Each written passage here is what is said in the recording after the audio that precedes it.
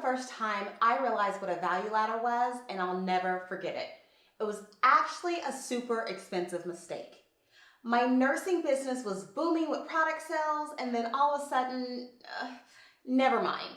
Let's just go ahead and get into the video, and I'll explain everything a little bit later. My name is Nicole Johnson, and I'm a brand strategist who helps visionary entrepreneurs build their brand through YouTube. So let me start out by saying, every business needs a value ladder. If you don't know what a value ladder is, I'm going to explain everything in this video. Value ladders are how you take someone who knows absolutely nothing about you or your company and put them in the position to where they are willing to spend money with your company simply because you have ascended them up a value ladder. As a business, you're nurturing a relationship that will hopefully bring someone in from maybe a freebie that they've downloaded into something a little bit more higher value on your value ladder, like one of your high ticket products. And although it's termed a value ladder, it actually looks more like a staircase going from the bottom to the top, with the bottom being your free valuable content that you put out on YouTube, your lead magnets, your social media posts, all the way up in incremental steps, all the way up into your high ticket items. And these high ticket items could be your agency services, or they can be coaching programs, or they can be a combination. Every business's value ladder is going to look different. As an example, I'm going to show you what mine looks like. Starting at the very bottom of the rung, we have my YouTube channel, where I give out free content on branding, business, authorship, and everything you need to know to get started on YouTube. I also have a free Facebook group, and I also have a couple of freebie lead magnets. On from there, I have products ranging from $27 to $37, and this includes my book, Write a Book, Build a Brand. This includes Canva branding templates for your YouTube channel. And then we move on another rung, and we go up to the VIP day services. Then we go into my YouTube agency services. And then finally, we go into my coaching services. So my value ladder starts at free and goes all the way up to $5,000 plus. Like I mentioned earlier, every business's value ladder is going to look different, but every business needs to have a value ladder. If you're interested in building your brand authority through YouTube, make sure to watch my free training. I'll drop the link below. It includes information on how to build your brand authority without having to do hours of endless content creation, dancing on TikTok, or wasting money on paid ads. Make sure to click on the link below. All right, so why is a value ladder so important? A value ladder is important because it helps meet the needs of customers where they're at.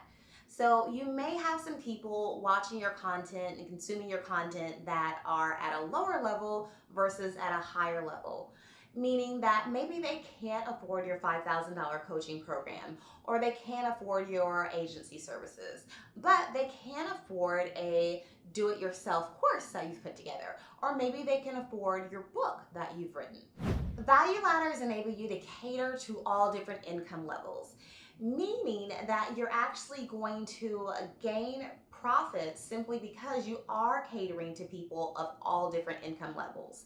So if you only had a $5,000 product and that was the only product you sold, you would be leaving a lot of money on the table for the people who can't necessarily afford $5,000 yet, but maybe they can afford a couple $100, or maybe they can afford $50.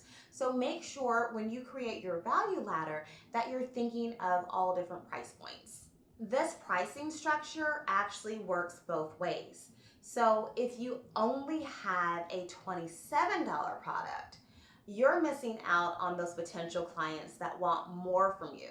So maybe they don't want to read a book and implement whatever it is that you're doing. Maybe they want hands-on coaching from you, or maybe they want a done-for-you service. So even if you have a lower ticket item and you think that you'll be able to catch more fish with that net, you're still leaving out a chunk of people who want more from you. So either way, you need to have high, low, low, high. Now that you know what a value ladder is, how many rungs do you have in your value ladder?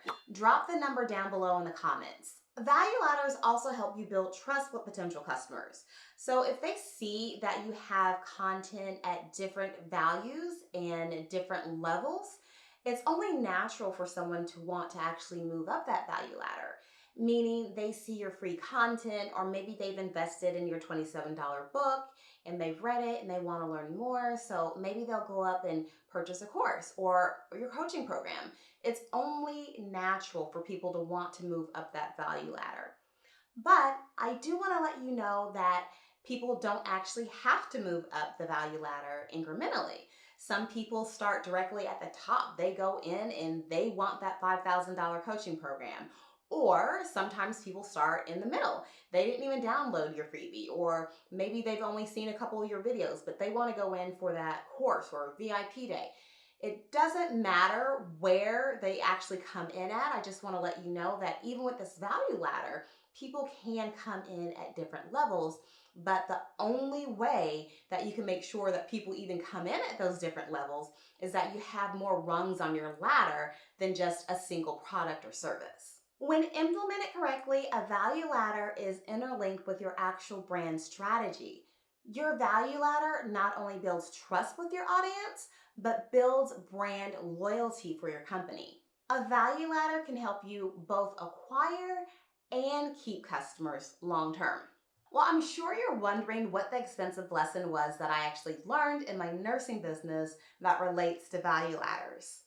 What actually ended up happening is that I did not have enough rungs on my value ladder.